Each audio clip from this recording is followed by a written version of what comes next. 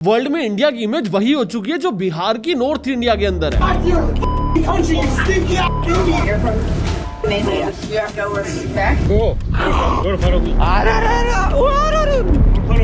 दिल्ली जैसे एरिया के अंदर बिहारियों के खिलाफ रेसिज्म किया जाता है और अभी यही चीज पूरा वर्ल्ड इंडिया के खिलाफ कर रहा है। Oh my God, guys, record. I hate you, Indian. Fucking move now.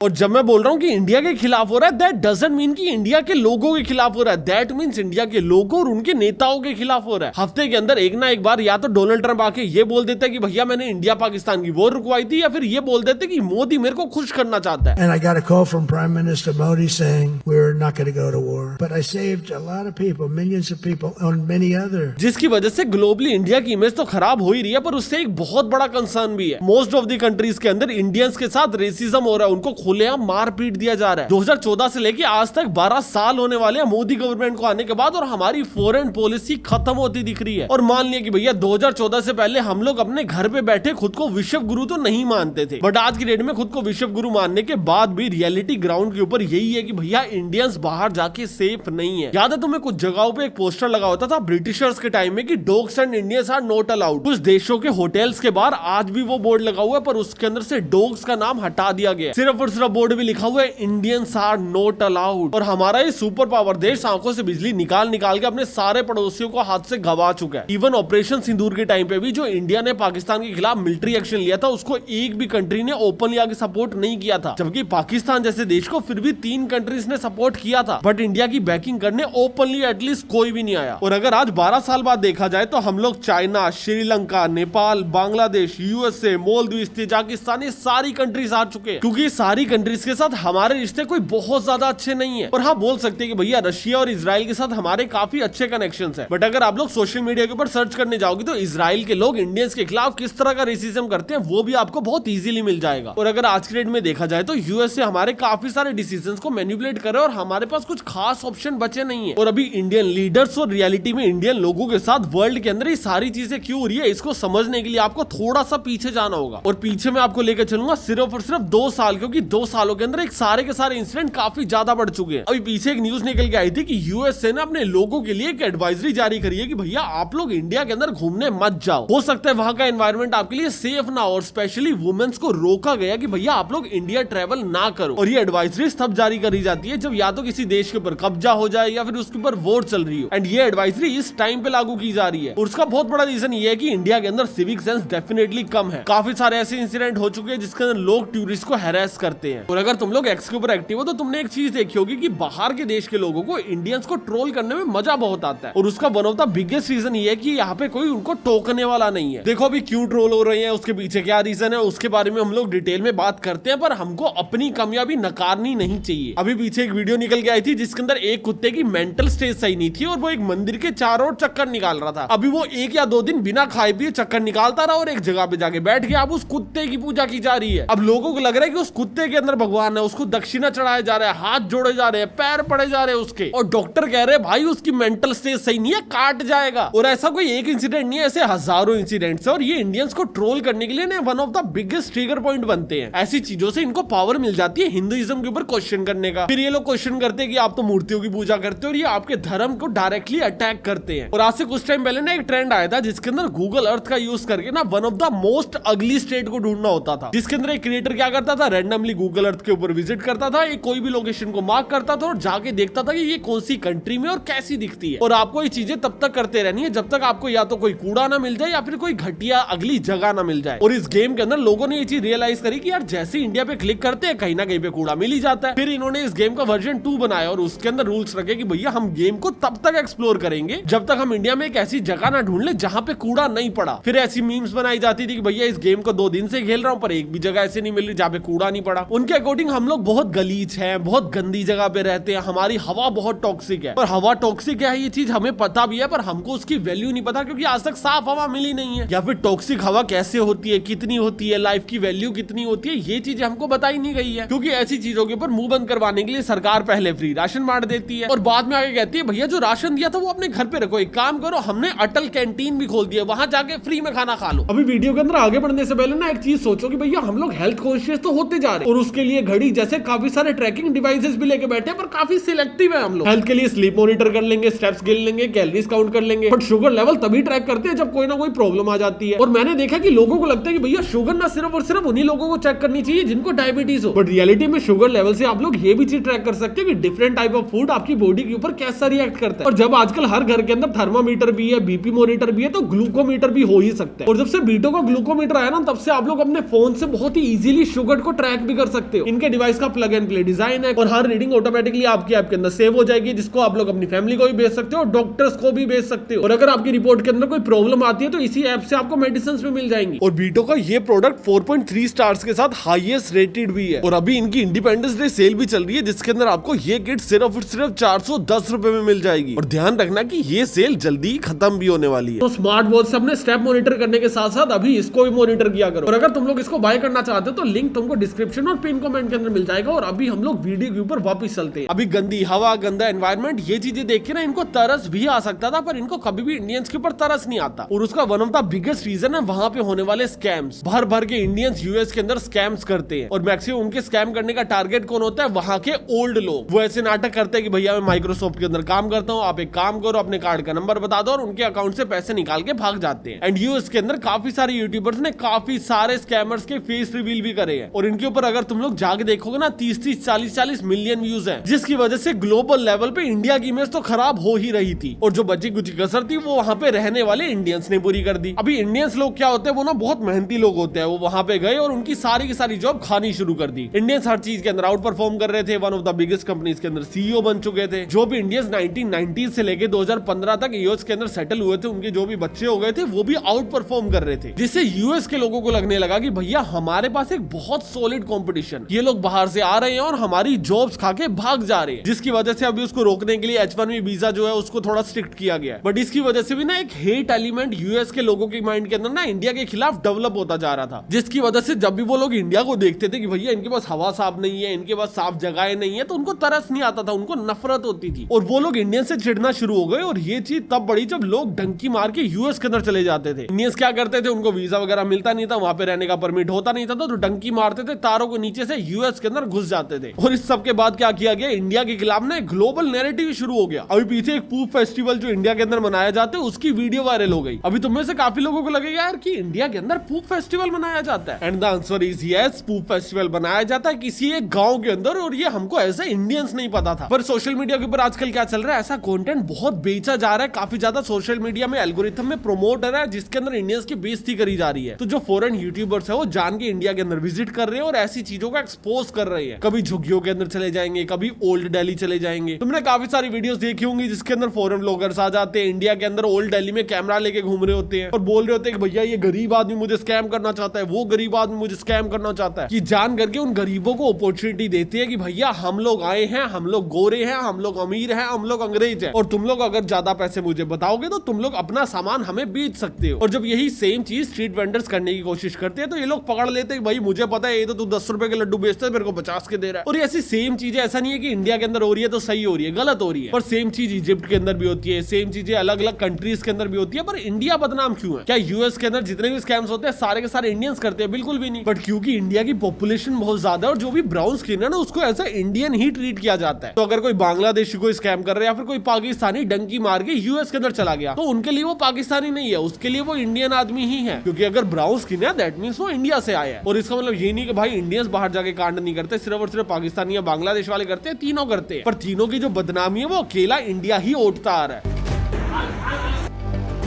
मैं 5 से 6 शॉप्स में जा चुकी हूँ। हर कोई गाली बक रहा है, Indian people, yes I know you won't buy anything. और इसकी वजह से ऐसा कंटेंट इंटरनेट के ऊपर बहुत ज्यादा सर्कुलेट होना शुरू हुआ और इंडियंस की बदनामी होनी शुरू हुई। Go back. But I'm Go Canadian. back. India.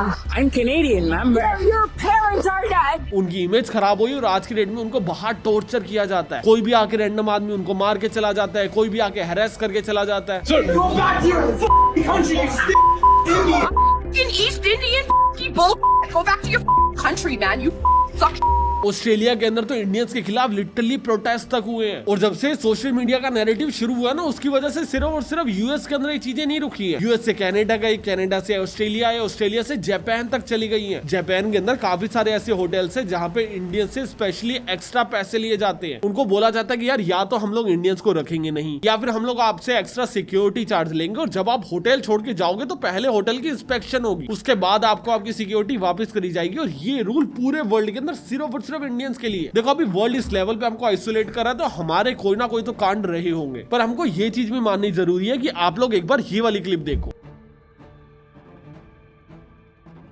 तो मैं ये वाली क्लिप्स देख के लग रहा होगा कि शायद ये इंडिया की क्लिप होगी, इंडिया की नहीं होगी तो शायद अफगानिस्तान की हो जाएगी या फिर कोई छोटे मोटे देश की होगी, राइट? ये यूएस की क्लिप्स है। पर जब भी तुम लोग अपनी आंख बंद करके यूएस को इमेजिन करोगे ना, तो तुम लोग कभी भी ये इमेजिन नहीं करोगे। तुम या तो डोनाल्ड ट्रंप को इमेजिन करोगे या बहुत बड़ी बड़ी बिल्डिंग्स को इमेजिन करोगे, एप्पल को करोगे, माइक्रोसॉफ्ट को करोगे। क्यों? क्योंकि वहां की वो इमेज बन चुकी है, उनकी रिप्रेजेंटेशन अच्छे से हो रखी है। पर अगर तुम लोग इंडिया को इमेजिन करोगे तो क्या तुम लोग बेंगलोर, मुंबई या गुड़गांव को इमेजिन करोगे या फिर गाँव, पोल्यूशन, कचरा, इस चीज को इमेजिन करोगे? मैं ये नहीं बोल रहा कि इंडिया बहुत अच्छी जगह है, मैं ये चीज बोल रहा हूँ कि हमारी रिप्रेजेंटेशन बहुत बुरी हो रखी है। ऐसा नहीं है कि हम बुरे ही बुरे हैं। सोचो इंडिया के अंदर बाहर के लोग आके फालतू के अंदर शूट करके चले जाते हैं, ऐसी ऐसी चीजें शूट करके लाते हैं, चाहे कोई पूप फेस्टिवल हो गया, चाहे कोई झुग्गी की वीडियो होगी जहाँ पे हम लोग नहीं गए आज तक। और हमारी इंडियन गवर्नमेंट, हमारी फॉरेन अफेयर मिनिस्ट्री ये सारी चीजें होने दे रही है। ये चीजों को रिस्ट्रिक्ट नहीं किया जा रहा। बाहर से जो भी कंटेंट क्रिएटर्स आ रहे हैं उनके ऊपर कोई लिमिट्स नहीं लगाई जा रही, जबकि चाइना में लगती है ये चीजें। अगर आप लोगों को अपने देश को प्रोटेक्ट करके रखना है तो ऐसी चीजों को हाईलाइट करवाने से रोकना होता है वर्ल्ड लेवल के ऊपर। पर कंटेंट को एक्चुअल में सेंसर किया भी जाता है। और किसको किया जाता है पता है? समय रैना के शो को। हमारी सरकार के अकॉर्डिंग समय रैना का शो प्रॉब्लमेटिक है, पर जो भी लोग इंडिया के अंदर बाहर से आ रहे हैं और पूप फेस्टिवल के ऊपर वीडियो बना रहे हैं, झुग्गियों के ऊपर वीडियो बना रहे हैं और इंडिया की ग्लोबल लेवल पे इमेज खराब कर रहे हैं, उससे सरकार को लेना देना भी नहीं है। अगर डॉक्टर एस जयशंकर तक ये वीडियो पहुंच रही है तो भैया आंखों की 2-3 चिंगारी है, इसके ऊपर भी मार दो। थोड़ी सी चीजों के ऊपर हमको रिस्ट्रिक्शन लानी चाहिए। मैं ये नहीं कह रहा कि सोशल मीडिया को मॉडरेट कर दो, मैं कह रहा हूँ कि जो भी लोग बाहर से आगे शूट कर रहे हैं उनको एटलीस्ट थोड़ा सा मॉडरेशन करनी चाहिए। और ये मॉडरेशन की पावर, पॉलिसीज की पावर, इमेज की पावर, ये हमने किसको दे रखी है? मोदी गवर्नमेंट को। और 12 साल पूरे होने वाले मोदी गवर्नमेंट को, और उन्होंने आज तक क्या किया हम लोग एक बार उनका चिट्टा गिट्टा भी देख लेते हैं। और ये चीज यहाँ पे इसलिए मैटर करती है क्योंकि तुम लोग समझो कि हम लोग रशियंस को पसंद करते हैं, हम लोग इजराइल के लोगों को पसंद करते हैं, क्योंकि इंडिया और इजराइल का अलायंस है। हमारी वर्ल्ड वाइड क्या इमेज होगी ये हमारे नेता लोग भी तय करते हैं। हमें से मैक्सिमम लोगों को चाइनीज लोग नहीं पसंद ना, हमें से मैक्सिमम लोगों को पाकिस्तानीज नहीं पसंद, तुर्की के लोग नहीं पसंद, क्योंकि उन्होंने पाकिस्तान को सपोर्ट किया था वॉर के अंदर हमारे खिलाफ। हमको ये चीजें इसलिए नहीं पसंद क्योंकि वो हमारे अलायंस में नहीं है। और जो भी कंट्रीज हमारे अलायंस के अंदर होती है वो हमको बाय डिफॉल्ट पसंद आने लग जाती है कि चलो यार ये कंट्री हमारे अलायंस के अंदर है, इनके लोग हमारे को पसंद आ रहे हैं। पर सैडली हमारा देश अभी अलायंस बनाने के अंदर काफी ज्यादा पिछड़ता जा रहा है। हमको अभी एक फेस चाहिए जो इंडिया को एक अच्छे लेवल पे रिप्रेजेंट करे। जैसे पहलगाम अटैक हुआ था तो काफी देशों ने आके इस चीज को कंडेम किया था कि भैया पहलगाम अटैक गलत हुआ है। फिर इंडिया ने उसके बदले में ऑपरेशन सिंदूर किया, मिलिट्री एक्शन लिया। किसने ओपनली आके सपोर्ट किया? जबकि तुर्की ने ड्रोन्स भेजे पाकिस्तान को, चाइना ने इंडिया की सैटेलाइट इमेज भेजी पाकिस्तान को, अजरबैजान एक कंट्री थी उन्होंने ओपनली आके सपोर्ट दिखाया कि भैया साथ खड़ा हूं पाकिस्तान के। इंडिया के साथ कौन खड़ा था? लोगों को मिसकंसेप्शन है कि भैया रशिया आया था, इजराइल आया था, कोई भी नहीं आया था। उन्होंने पहलगाम अटैक के ऊपर ट्वीट किया था, पहलगाम अटैक के खिलाफ वो लोग बोले थे। चलो कोई बात नहीं, फाइट हुई, उसके बाद फाइट रोक दी गई। क्यों रोक दी गई? अच्छा हुआ, रोकनी चाहिए थी, नहीं लड़ना चाहिए, काफी ज्यादा डैमेज होता दोनों साइड पे। हमारी साइड का डैमेज हमें ज्यादा चुभता है, हम लोग उसको देखेंगे। बट जब फाइट होने का रीजन हमको पता था तो रुकने का भी तो पता होना चाहिए ना। डोनाल्ड ट्रंप आगे बता रहा है कि भैया मैंने तो भैया इनको एक डील दी थी कि भैया मैं तुम्हारे साथ बहुत ज्यादा बिजनेस करूंगा, आप लोग फाइट रोक दो, और मोदी जी ने रोक दी। बहुत ज्यादा प्रेशर आने के बाद इंडिया ने एक स्टेटमेंट दी कि भैया ट्रंप का कोई भी लेना देना नहीं है वॉर को रोकने में। और वो भी मोदी जी ने स्टेटमेंट नहीं दी थी, किसी ऑफिशियल्स ने दी थी। प्राइम मिनिस्टर जो अभी की डेट में इंडिया का फेस है वो तो आइसोलेट ही हो चुके हैं। ट्रंप ने कम से कम 40 बार ये चीज बोल दी होगी कि भैया मैंने इंडिया पाकिस्तान की वॉर रुकवाई है। और इस चीज चीज के ऊपर इंडिया सिर्फ ये चीजें सुनता आ रहा है, जबकि हमारे ऑफिशियल्स ने स्टेटमेंट दी है कि भैया ट्रम्प का कोई भी हाथ नहीं है। तो क्या ग्लोबल लेवल पे हमारे प्रधानमंत्री को जाके ये चीज नहीं बोलनी चाहिए कि भाई कब रुकवाई तूने, क्या बात हुई तेरे साथ, क्यों हमारी इमेज खराब करने के लिए लगा पड़ा? ट्रम्प कभी आगे बोलता है कि भैया मोदी को पता है कि मैं खुश नहीं हूं और वो मुझे खुश करना चाहता है। They wanted to make me happy, basically. He wanted to. Modi's a very good man. Yes. He's a good guy.